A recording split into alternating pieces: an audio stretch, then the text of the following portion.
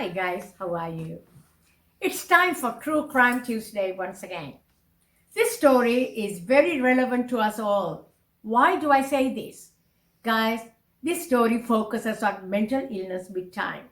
In this day and age where a lot of people are suffering from depression and other mental illnesses, we need to be able to reach out and try and help those around us who are sad, upset, lonely, and are kind of losing interest in their lives. We can help them if we are aware of the symptoms and direct these people to where they can get some effective psychiatric help.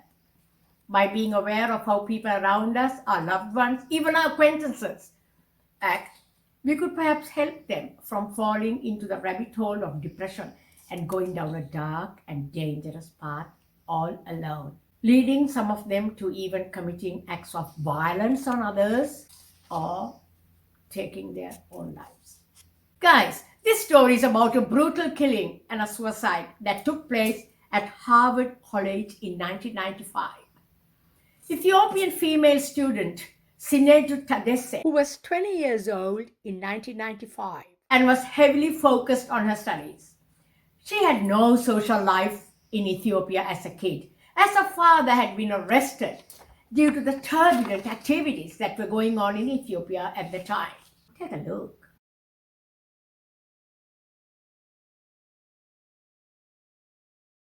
The army, which set off the present crisis with a mutiny that forced out the old prime minister. These are the moments when Ethiopia's kingdom came to an end. In February 1974, the Ethiopian military rose up in revolt. By September, they deposed the Emperor Haile Selassie. It was a coup that brought to an end one of the world's oldest continuous kingdoms. Gave it its first written constitution.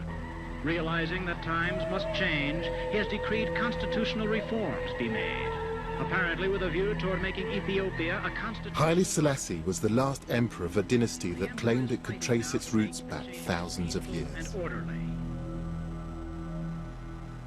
Sinedu Tadesse gained admission to the prestigious International Community School, where she graduated as valedictorian and was admitted to Harvard. At Harvard, Tadesse maintained a B grade average, too low for admittance to Harvard Medical School, but likely high enough to get into other good medical schools. Sinedu Tadesse was emotionally very needy and sad and lonely, and is reported to have pleaded with many people to become her friend. Did anyone pay attention to her sadness? Call for help on her behalf? Apparently no one did. Born on the 25th of September, this very focused and bright student was, as I said, lonely, sad, and had fallen into a dark hole of depression, where she was obsessively looking for companionship and acceptance and friendship, and felt she was ostracized by society. She was desperate for acceptance. I read somewhere that she sent letters to dozens of strangers that she picked up from the phone book, describing her unhappiness and pleading with them to be her friend.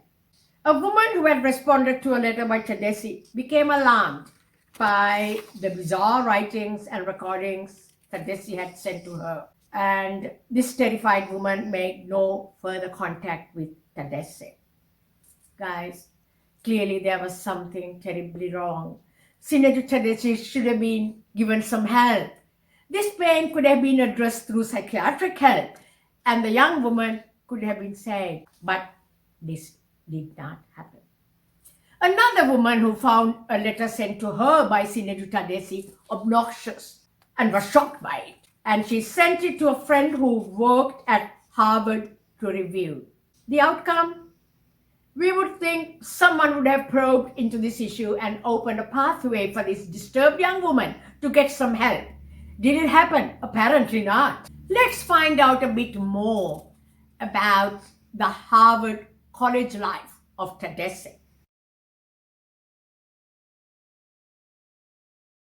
She had a lovely roommate, a young Vietnamese woman by the name of Trang Ho, who was apparently very popular at college.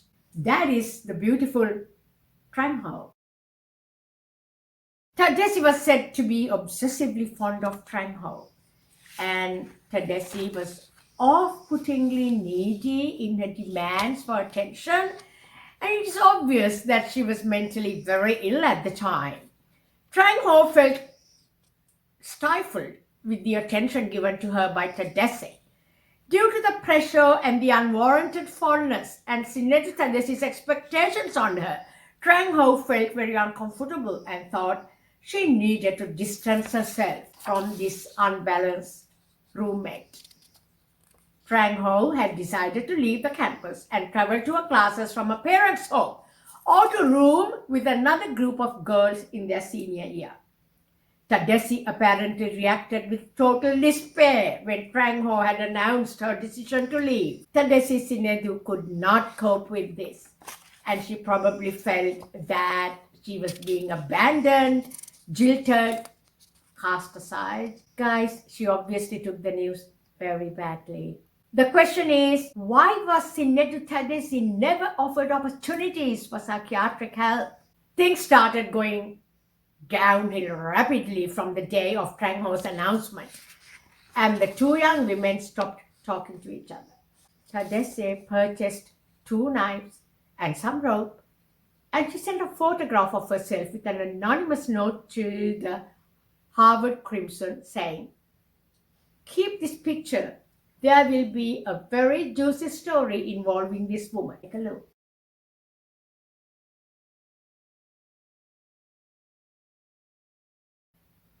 She took one final exam but decided to apply for medical exemption for the other exams.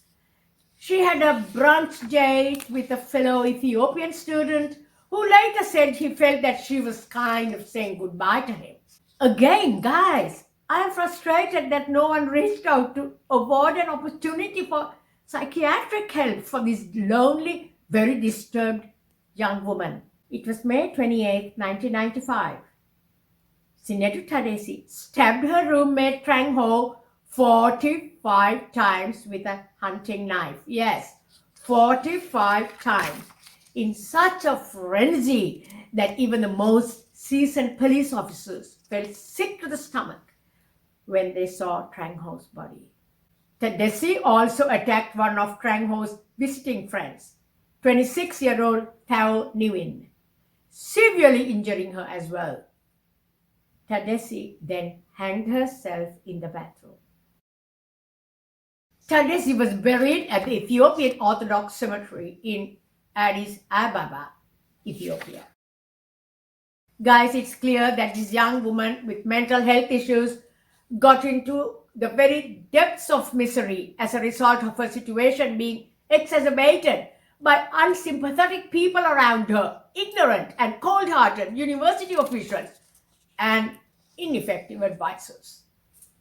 If Sinedu Tadesse was given the help she needed, this horribly sad narrative could have had a different ending. She could have been saved. Trang Ho would be alive today. Coming at this from a theological point of view, I would like to say that every religion condemns suicide as a mortal sin. Generations of Catholics have been raised to believe that suicide is one of the greatest sins a person can commit. And many Catholics even today still fear that a loved one who dies by suicide is bound to spend eternity in hell. In Hinduism, we see straightforward condemnation of suicide, asserting that the next rebirth of one who commits suicide will be an unpleasant, hellish state. Buddhism says a person who opts for death believing it to be the solution to suffering has fundamentally misunderstood the teachings of the Buddha. Suicide, Buddhist teachings assert, is a negative act and should be avoided at all costs. Guys, when we look at the murder of Trang Ho and the suicide of Tadesse, we need to realize that the urge to live is very human, but so is the desire to stop the pain. Tadesse saw no hope. She was probably stifled by her thoughts of being lonely, and many have seen the murder of Trang Ho and the suicide as the only option Tadesse saw to make the pain go away. Maybe she even spent a lot of time questioning her decision, even agonizing over her decision. However, again my question is, why was she left alone to agonize and suffer in her dark hole of mental torment? She should have been given opportunities for effective psychiatric help, don't you agree? I've given information in the description box below about how to seek help to save someone from suicide. Also, some helpful contacts would be Suicide Callback Service 1300-659-467, www.suicidecallbackservice.org.au. Beyond Blue Support Service 1300-224636, www.beyondblue.org.au. The website of the US National Suicide Prevention Lifeline also provides valuable information on the subject of saving someone from taking their own life. That's it from me tonight. Bye-bye.